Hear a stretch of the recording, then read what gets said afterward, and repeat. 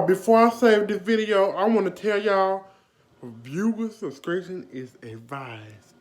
Stuff will be in this video that might trigger you or anybody in your family. So I just want to say, viewer subscription is advised, y'all. So if y'all get triggered by anything in this video, y'all can click off or not watch it. But yeah, and I want to say, if anything have music over it, that means it will copyright it with the music that's inside the little TikTok videos. It will copyright it, so I just want to let y'all know that. So yeah, watch on. Quiet on set, quiet on motherfucking set. But anyways, y'all, hey guys, welcome back to Just Miss Nelson Podcast and Drama. So y'all, on today's video, we got we're gonna be talking about Dan Schneider. That's how you say his name, Dan Schneider, from the producer, the creator, the producer of iCarly and all them. But yeah, we're gonna be talking about that. He did a whole lot of. So he had these kids doing like porn stuff and all this and that. Then I don't know. It's all in the all in there. So we're gonna be talking about that. And I am your host, Vanessa Chrisley. And so let's get into this drama girl.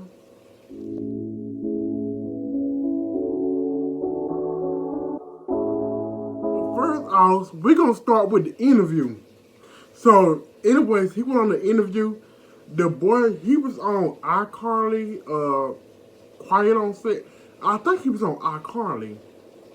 I think he was the black boy that was on iCarly. I don't know. Listen, I don't know.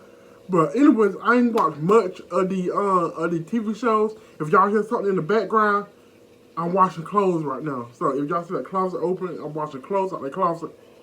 Oh, girl, I got clothes all over the bed right here, all over the floor.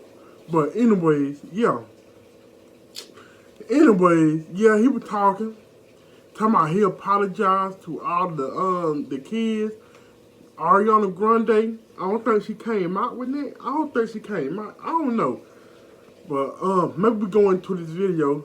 She might came out with something, but I don't know. But oh shoot. But anyways, yeah.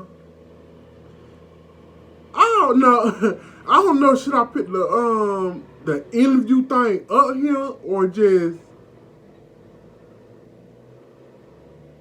I don't know. I'm gonna put it in the next clip. So we can talk about the Nickelodeon creator star of iCarly and Quiet on Set. I think that's a TV show called Quiet on Set. Like I said, I ain't watched much of these iCarly shows or something like that. I ain't watched much of the TV or the Nickelodeon or nothing like that. I think they still premiere on TV. I think so. So roll the clip. Ooh, girl. I don't know. Anyway, roll the clip, girl. Hey, it's Boogie. I played T-Bo on Nickelodeon's iCarly. I got a chance to watch the Quiet on Set program, and I reached out to Dan to see if it was something that he'd be willing to discuss. I'm pleased to say that he said yes. Dan, how are you? I'm okay. I really appreciate you reaching out and giving me the opportunity to talk to you about what we saw over the last 2 nights. I'm really glad you're here because I believe this is important. For sure.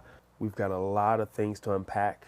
But before I dive into my list of topics that I'd like to discuss, is there anything you'd like to start off with? Absolutely. Watching over the past 2 nights was very difficult.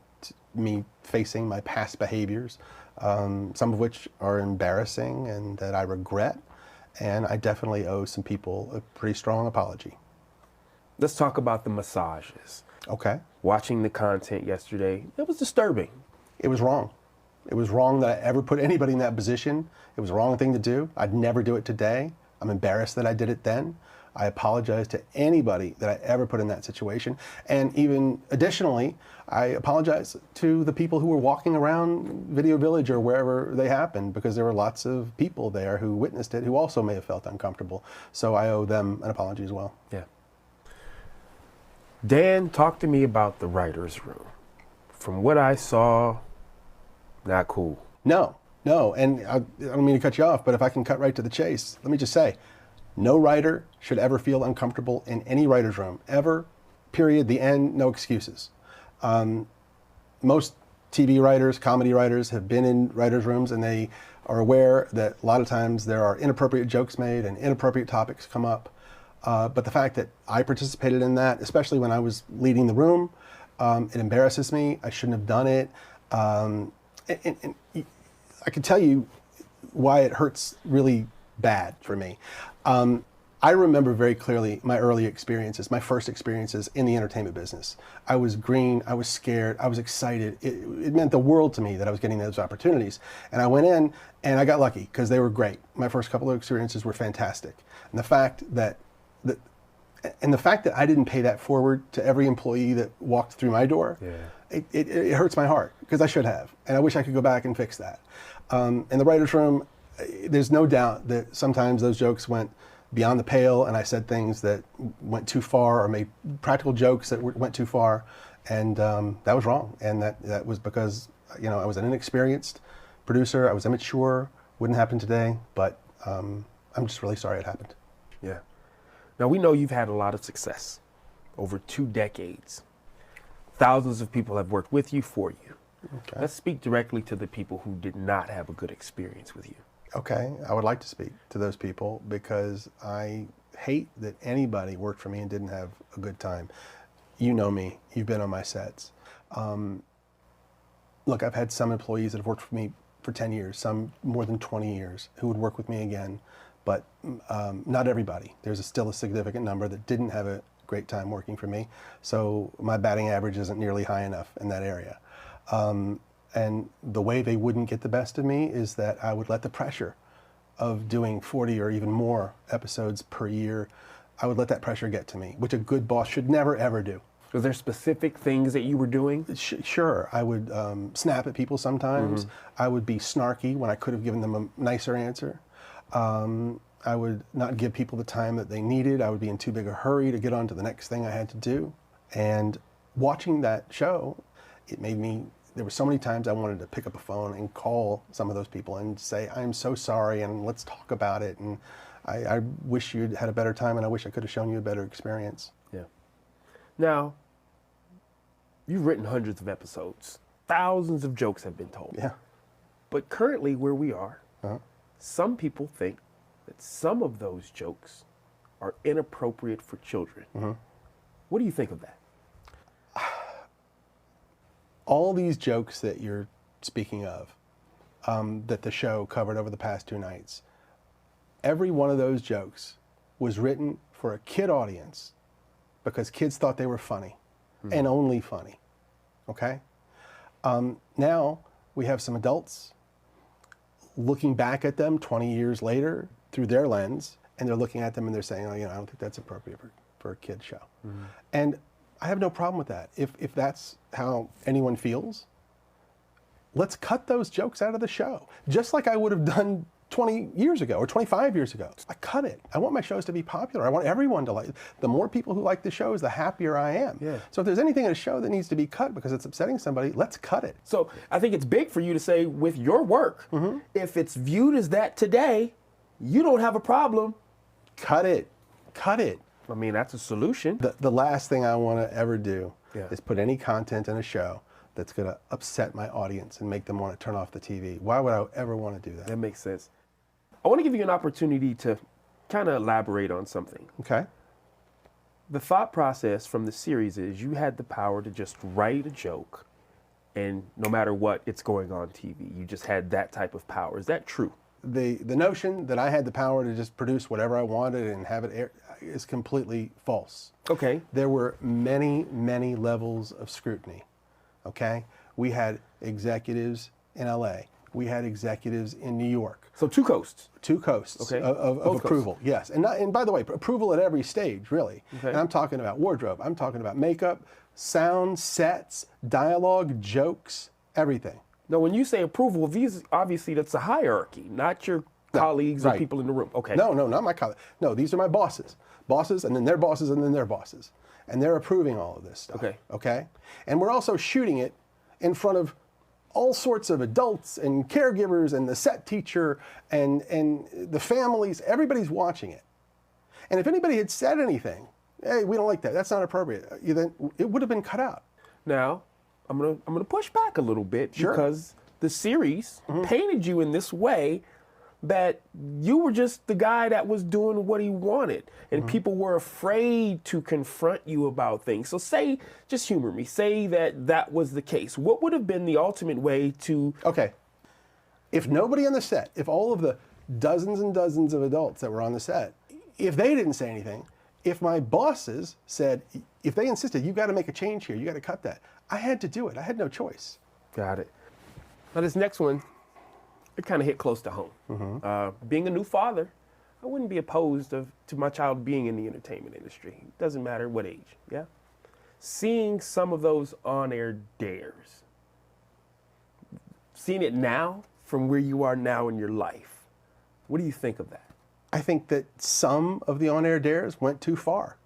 I think they pushed the envelope too far. Not all of them, not most of them, but some did. Nickelodeon wanted to do their version of Fear Factor.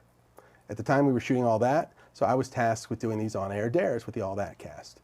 So we get with the writers and we come up with all these ideas, and it's hard to do because we don't have the budget of Fear Factor, and we can't put the kids in dangerous situations like the adults are put in. So it was hard to come up with stuff. But we would come up with all these ideas of dares they could do. We would give them to the network, and they would say, tell us the ones that were okay. Right. Those are the ones we shot. Those are the ones that aired.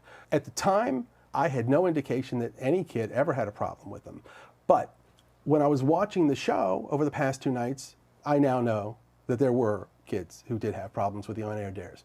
And it breaks my heart. And I'm so sorry. I am so sorry to any kid who ever had to do a dare or anything that they didn't want to do or weren't comfortable doing.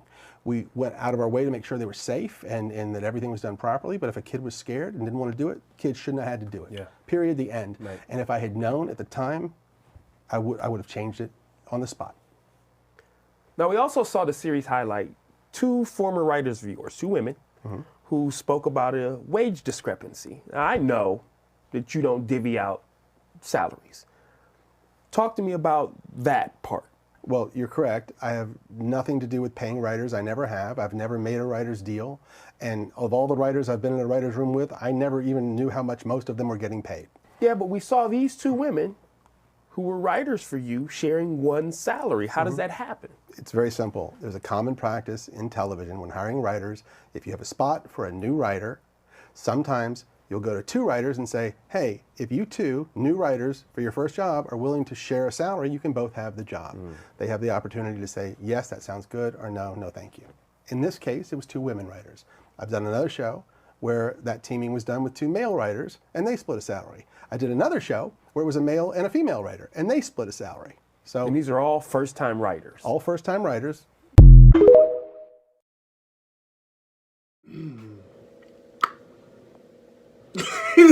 So y'all see what he was trying to apologize to all of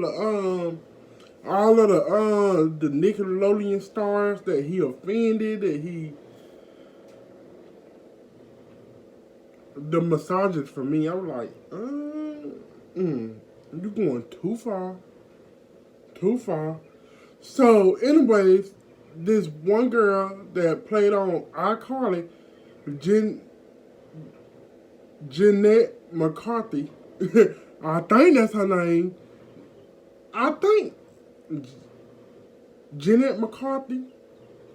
No, is that her name? I don't know. But anyway, y'all was seeing the clip when I put it up there. But she wrote a book. Yeah. She wrote a book. She kept calling him the creator. But she didn't say no name. I know she couldn't say no name because she don't want to get sued, y'all. So she didn't say no name. She just said the creator of iCarly and what's the other movies? The other one. Yeah, she just called him the creator. Y'all want to see? Let me scrape my wig good. My wig coming off. Cause this a whole lot of tea getting spilled on just one person on this video. So I'm gonna show y'all Y'all can tell me what y'all think about it. What time it is? 11:02. I get done with this about 12 something. Get edited and try to upload it and Instagram and yada. I'm gonna show y'all the next clip what she had to say in her book. But the interview, I'm like, he trying to apologize. He said he ain't do some stuff. He ain't had nothing to do with the writer's room payroll, and when two writers they split a salary. I was like, They were talking about the fear factor thing for kids. I was like, he trying to apologize for all that. I was like, you a grown 40-something-year-old man. You should know what's wrong and what's right. You should know what's wrong and what's right. That you were writing. I don't know. He'll try to apologize for it. Do some of these actors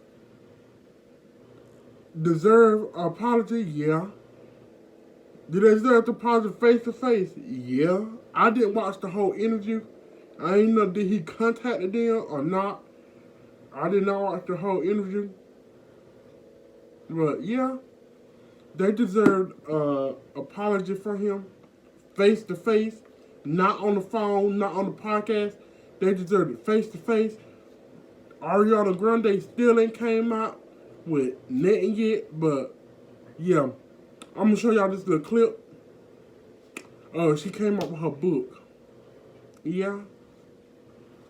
This is everything Jeanette McCurdy revealed about Dan Schneider in her new book. Jeanette's memoir, I'm Glad My Mom Died, released today. In the book, she keeps referring to this person as the creator, which if we all know the creator of iCarly and Sam and Cat is none other than Dan Schneider. She never mentions him by name, but we can assume. Jeanette talks about how she felt like she was being sexualized on iCarly. Dan wanted her to wear two pieces, whereas she was more comfortable in a one piece. She also talks about a time when the creator pressured her to drink when she was underage. He did it by saying that the Victorious kids get drunk together all the time, that the iCarly kids needed to loosen up. Whereas if you follow Avon Jogi on TikTok, he basically admitted to this. He was hungover on set all the time. Jeanette said that he would compare the iCarly kids to the Victorious kids all the time to try to get them to work better. Jeanette's first ever kiss was on the set of iCarly with Nathan Kress, and she said that she was super uncomfortable and just couldn't wait for it to be over. And the creator wasn't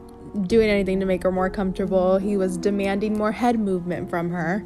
And then it came time for when Dan was promising Jeanette her own show. The creator is doing that thing I've heard from many co-stars he does with every new star of the show that he's making. Takes you under his wing. You're his favorite for now. I like being his favorite for now. I feel like I'm doing something right. She continues talking about this time when he was massaging her shoulders and just making her really uncomfortable, and how she felt like she couldn't say anything or it would offend him, and she wanted to stay his favorite.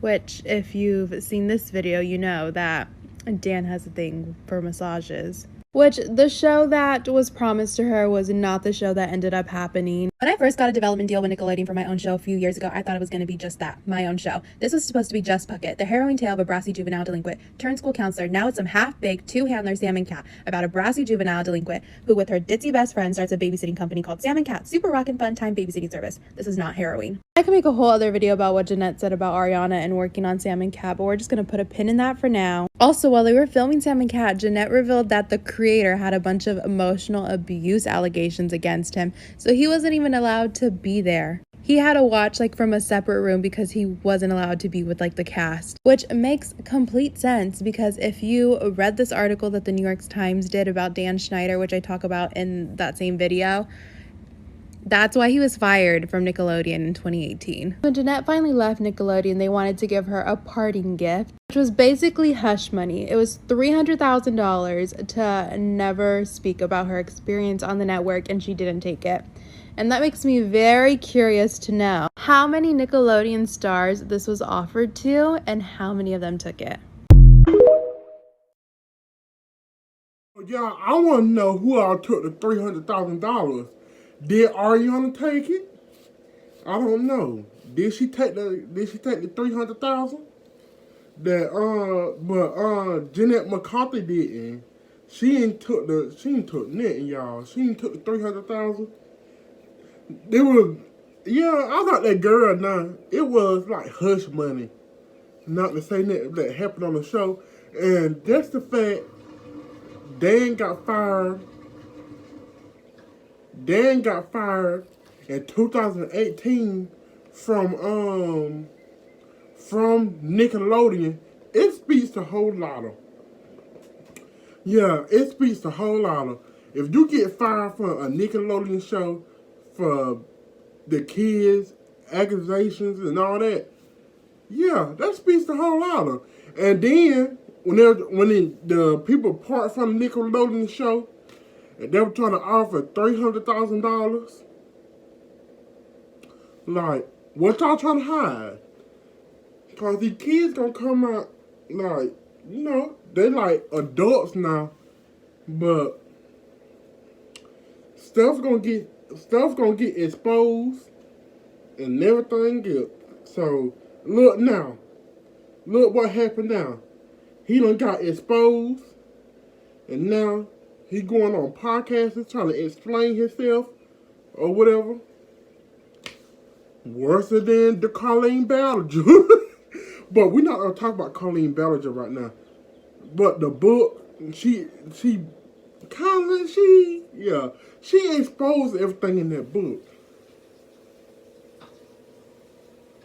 She exposed everything in that book, y'all. So I don't know if the book still available right now, or did they like a limited thing? I don't know.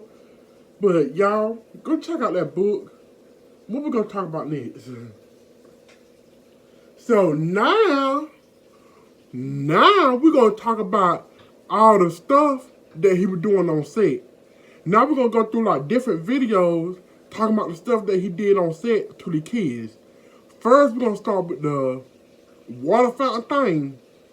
Was he had the boy to push the water fountain like somebody was peeing in the girl's mouth.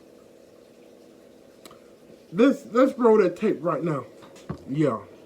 So I was watching Ickerly, then I noticed something totally weird. Hey Seth, do me a favor and press the water fountain button there. Sure. Just push it. Yeah, when I say go. Okay, go. And Y'all see? So the girl got on her knees, and then she told the boy, "Come on, when I say go, you go." And said go, and he messed the little water thing, and the water fountain, water went in her mouth. Like, are you kidding me? Are you really kidding me? Like, really? So anyways, this next clip, I'm gonna like, keep going through different clips, cause it's gonna be like fast clips. I'm gonna keep going through different clips and stuff. But anyways, on this next one, it's like,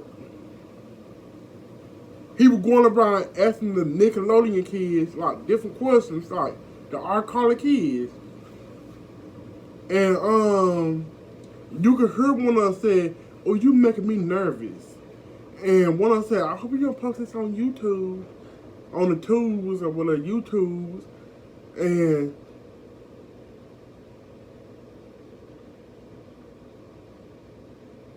yeah, let me go ahead and roll that motherfucking clip right now, y'all, cause this is fucking kidding me.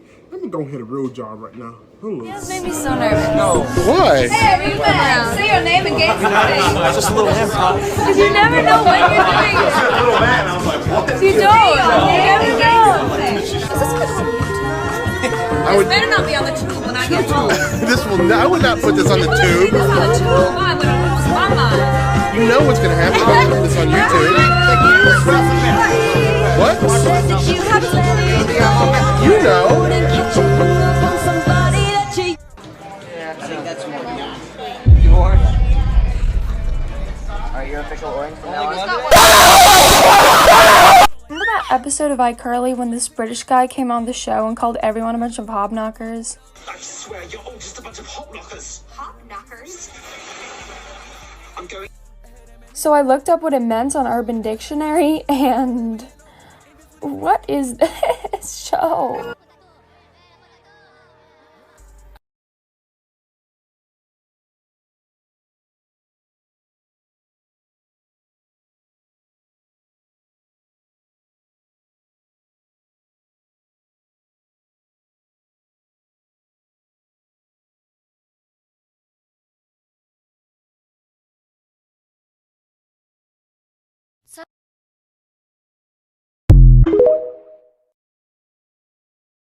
Now we're gonna move on to Amanda Bynes. She went by somebody Banks on on Twitter, exposing everything, and yeah,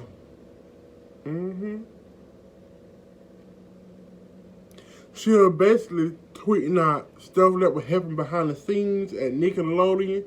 Did she take the bait? Did she take the money? I don't know. But anyway, she was exposing Dan Schneider by all this stuff that he was doing behind the scenes or whatever. But I don't know. I feel like this man is sick in the head. This man is sick in the head. I was like, are you kidding me? Are you really kidding me? Okay. Ooh. Okay, so. And they said he was obsessed with feet, too. I will show y'all that clip, if I got the clip. I think I got it. I don't know if I got it. I don't know. He was obsessed with people's feet, too. So, he was having his own feet porn beach. So, let me show y'all. Amanda Bynes explained the truth about Dan Schneider and Nickelodeon in her secret Twitter account years ago. Ashley's secret account went by the name of Ashley Banks, and she said she created this account at the time because her parents were controlling everything that she was doing, and she wanted the truth to be heard. She was explaining the truth about a lot of different things, including things that had to do with her, her family, and even other people in Hollywood. She was also crying out for help on this Twitter account and saying that they were stealing her money, and that's why she was placed in this conservatorship.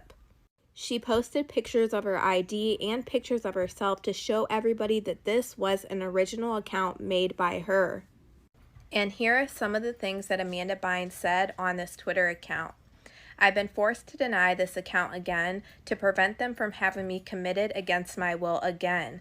Can you imagine having an abortion at 13 because your boss impregnated you, committed because your father touched you, exposing the truth and then having your freedom threatened? And honestly, this tweet was probably the most heartbreaking to hear about how she was impregnated when she was 13 by her boss, and who else would have been her boss when she was 13 years old? And I'm not a big person with blind items, but I'm going to read you guys a blind item from Crazy Day and Night, who was known to have a really good relationship with Amanda Bynes. And in this message, she actually puts a secret message in there, and it talks about Dan Schneider. And here is this blind item that has a secret message hidden within this, and this is from Amanda Bynes. And in the beginning of this message, she puts capital letters in weird places, and then you find out what each one of these capital letters is saying. I tried to highlight each word where these capital letters are, just so you guys can see exactly what I'm talking about. The first capital letter is D, and then an A, and then an N, which would spell Dan, and then D, then I, then D, which would spell did, and then I, and then T, which would spell it. So altogether, this message is saying Dan did it. And that absolutely gives me chills. Because like I said, throughout the rest of this message, there are no capital letters except where they should be. And I'm just going to read you guys the beginning of this blind item because it ties in even more. Last night, after the news broke about a certain producer and actress, all you know who knows the producer as well as anyone who sent me this. Thank you for all your ongoing support. I don't know how any of these men sleep at night, but there is one thing that I do know. It's that what's done in the dark will always come to light. XOXO. On this account, she also alleged that John Travolta was an SA offender. If you want to F men, that's fine, that's adorbs, but when you SA and harass these men, then you must face justice. He always had men in his trailer, men. I walked in on him and another male masseuse and was nearly fired. He's sick. John Travolta. Wait, what? So he was SA mean too? Oh my God, baby. And she walked in on him in his trailer with men. Y'all, this is the whole lot of girl. Oh, this is the whole lot of what the is going on with this man. This man's is sick in the mother head, y'all. Like, seriously, you, oh. Oh, he arrested men too. Y'all, the T. Oh my God. This man need to go in jail just like James Charles, girl. Oh, ew. Oh my God. Is a monster. It bothers me that John Travolta is not being treated as Bill Cosby is. John Travolta is I know this.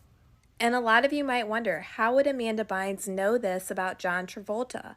Well, back in 2006, Amanda Bynes and John Travolta were in this movie called Hairspray. Amanda Bynes, of course, is right here, and John Travolta is actually dressed like this woman as a character in the movie. So I'm assuming this is what Amanda Bynes meant when she said she knew about John Travolta. She then went on to say, the jig is up, they use me and my talent only to have me committed and steal millions. And during this time, Amanda Bynes' official account was discrediting this account and everything that it was saying.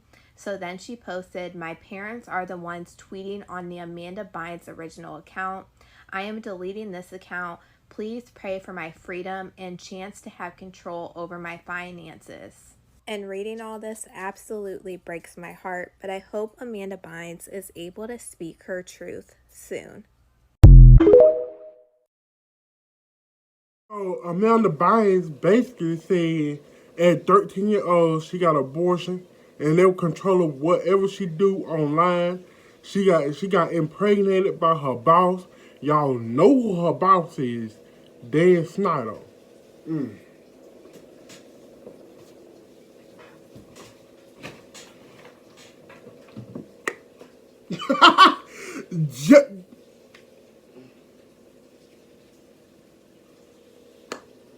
And then she was putting in the then she was posting, she had like capital letters and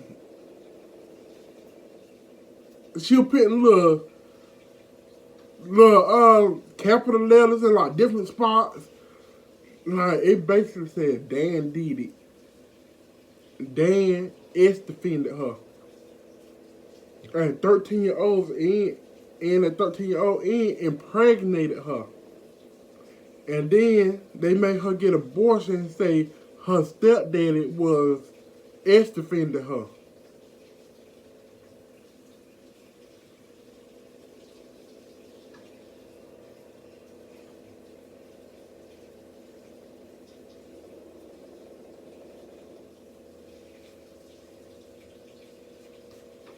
So you telling me that on set he was ex-defending the kids too? This man is sick in the mother head. He should be rotting in hell right now, y'all. Fucking, ooh, sick ass bastard. But, but anyways, yeah.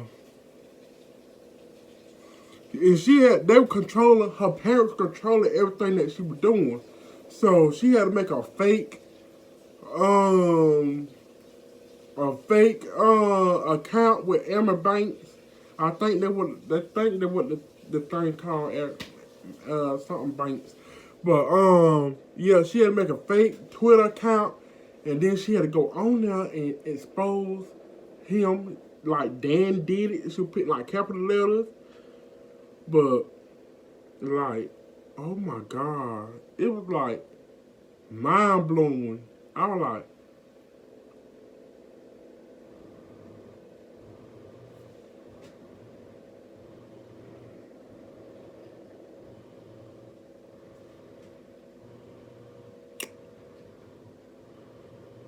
okay. Okay, so he did a whole lot of. It's like,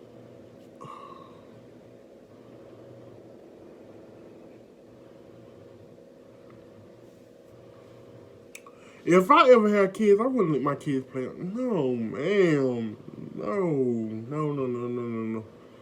No.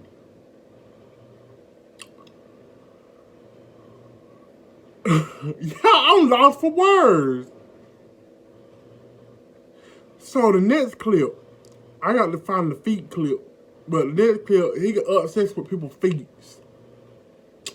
If I can find that clip, I will put it up in the next clip. Y'all, If I'm not, back. we're gonna go to the next. Get some clothes out the door, and it's like 12 o'clock now. I told you I was gonna take me all the way to 12 o'clock till I get finished with this video. But anyway, what the hell was Ariana doing? She was laying upside down on the bed, like pouring water on her. Like, what was Ariana trying to show us? Like,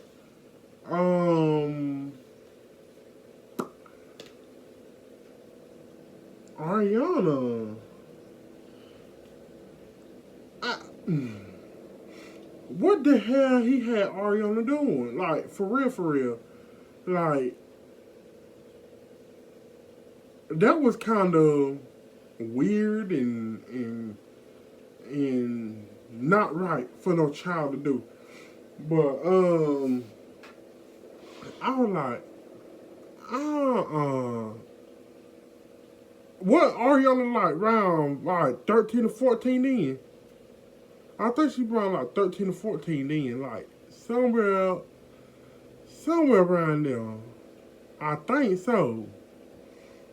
Let me show y'all a little clip that I'm talking about. See, I really need to pay attention to this Dan Schneider thing that's going on and these Nickelodeon stars.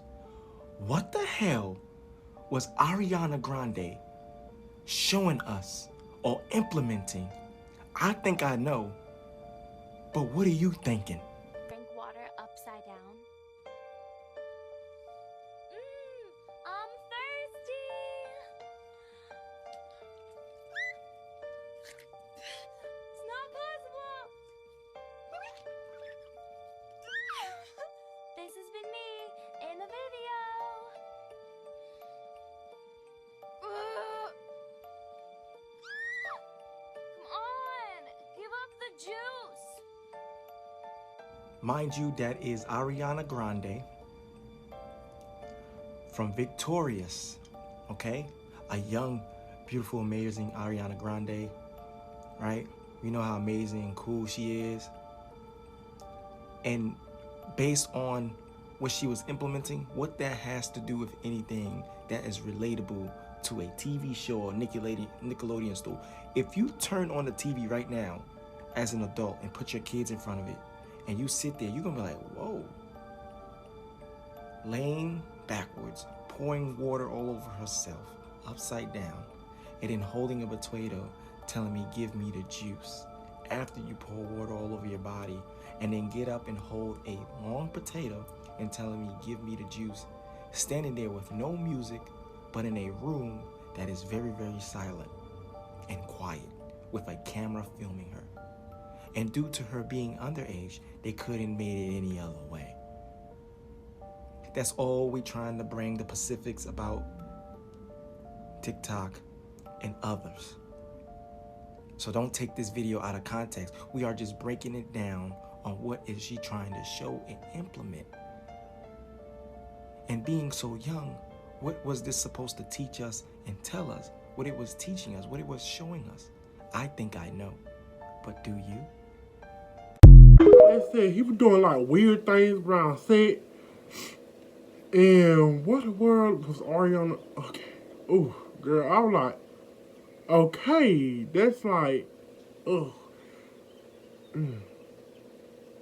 This man is like real sick, y'all. Like, he's sick in the head. But, y'all, the way he looked the camera up and down with the girl, I was like, are you serious? Is he really doing that when the camera went up and down, looking at the girl up and down? I was like, is he like really doing that? Looking at that girl up and down, like, yeah. Like, no, you don't do that to a child. You don't look at a child up and down like, you look down at her feet and then you slowly bring the camera up like, are you serious? Are you for real? You got to be kidding me.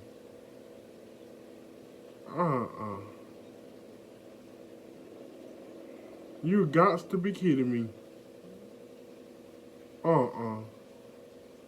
I will show y'all in the clip right here what he did the camera up and down with the girl. Like, what was you doing? Like, seriously, what was you doing, girl, boy? Man, whatever the fuck you is. What was you doing? A little. Hey, Ricky Cohen? This close. Okay. We're getting in character. This close with you, Schneider. Upstage. This close. Come on. Like a fly. You look like an artful. Do it again. You look like an artful bat. Do it again. It's the artful bat. She's a flying hippie. What? Tie-dye. It's like a flying hippie. Maybe you're a flying hippie. Hey, maybe. Why don't you take a flying hippie off? So y'all, Dan was untouchable, girl. Like, they said he was untouchable. I was like, are you really untouchable? Now you ain't. Because you getting caught out in your bullshit. You ain't untouchable now. You ain't the big bad wolf no more. You sitting out there looking like a fat penguin. Nobody shaming up in here. For real. Seriously. But, oh.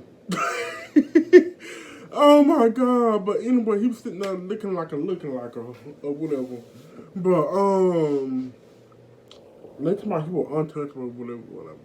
But anyways, what else we gonna talk about? So he was going around saying about Dan Schneider.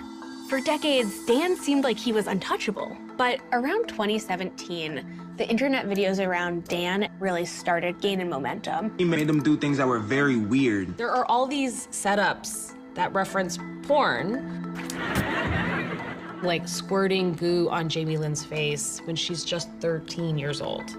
Feel these kids' feet. Wow, they're really soft. People were looking back at old scenes and saying, Dan Schneider is obsessed with feet. Check this out. It's all very gross and foul Impossible to escape children's feet. Dan Schneider. Absolutely disgusting. He's a grown-ass man. What the are you doing?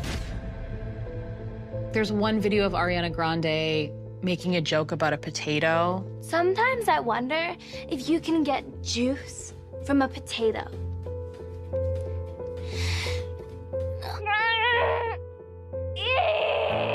Did that air on Nickelodeon? Come on, give up the juice. Yikes. I'm thirsty. In another video, Ariana's pouring water on herself in what seems like a very sexual manner. And people started saying, this feels inappropriate for children. Looking at Dan Schneider's stars, some of them became extremely famous. Some of them really struggled publicly. After her arrest last week. Now, some of them are starting to speak out about what happened when they were on his sets. I worked with an incredibly emotionally abusive producer. I did not feel safe around Dan Schneider while I was working at Nickelodeon. All of this information has made us wonder what was happening behind the scenes. As a reporter at Insider, I wanted to investigate further. I've been waiting for someone to question the climate. It's been a long time coming. I didn't feel safe to say, this hurt me. The bad just doesn't go away. The bad stays for a lifetime. It was a toxic, unsafe environment. I can't sit on it anymore. I can't watch it continue. I want people to be accountable. I've been waiting 17 years for today. Put that other video what that mean they say he was untouchable. But anyways, he was going around set, right? Asking different people questions. Like weird and crazy random questions on the R. Carly set. But it was like weird, but I was like, I'll put the clip up right here. Hi, Dan. Nice voice. Thank you. Susie May Page. Susie May Page. Yes. She wants to know, if you could fill a pool with anything you like and swim in it, what would it be and why? That's fine. I would pick Jello because it would feel awesome, and I've always wanted to. I've had many fantasies about Maybe Jello. we should stop there. Thank you, Nathan Kress. Jerry Trainer. Hey, Dan. If you could fill a pool with anything you like and swim in it, what would it be and why? I would either choose... No one cares. Okay. Hello, Jeanette. Hello. Susie May Page wants to know. Susie May Page. Yeah, if you could fill a pool would choose... with... Get out of here. Sorry. Wants to know if you could fill a pool with anything you like and swim in it, what would it be and why? Confetti, because it's a celebration in the pool. Okay, that makes no sense. Okay. Miranda. Pineapple juice. What? I didn't ask the question. Oh, sorry. Well, I heard. I was thinking this whole time. Okay, the question is, if you wanted me to hit you with a bottle of something, what would it be? Pineapple juice? Okay. But y'all see that he was asking them weird questions. He didn't let some of the people finish their question, y'all. Some people ain't even finish their whole question, but he asked them about the... Hold about that, Nessa. Ariana Grande did come out with a small statement on Instagram, y'all. So I will show y'all what she had to say. This what Ariana had to say, y'all. What you doing? Like, what the hell? What? Okay.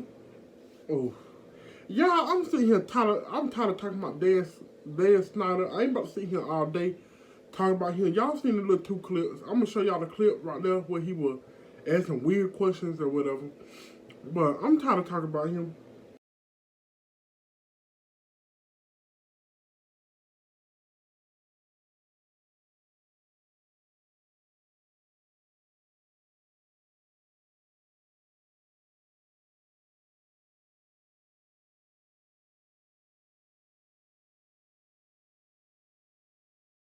Ariana Grande has reacted to the allegations made against Dan Schneider. ID's new docuseries, Quiet on Set, The Dark Side of Kids TV, takes a closer look at some of the series Dan Schneider made and calls out that some shows appear to be inappropriate to young child stars like Ariana Grande and Jamie Lynn Spears in specific scenes that have been cut into compilation videos. Dan, however, denies that he ever intentionally did that. A member of his team and spokesperson spoke to the press about the allegations and said, "Everything that happened on the shows Dan ran was carefully scrutinized by dozens of involved adults and approved by the network. If there was an actual problem with the scenes that some people, now years later, are now seeing in an inappropriate light, they would be taken down, but they are not. They are aired constantly all over the world today still, enjoyed by both kids and parents." Fans on social media are calling for huge-name Nickelodeon stars like Ariana Grande to speak up on this. One fan said, "When is Ariana going to speak up against him? What about Victoria Justice or Liz Gillies? Why do they all stay silent? It just takes one of the still relevant ex-Nickelodeon stars to come forward with their story, and this is going down for real." And now, Ariana herself seems to have spoken up on this. She did this in a subtle Instagram comment she made. A quote was posted on Instagram saying,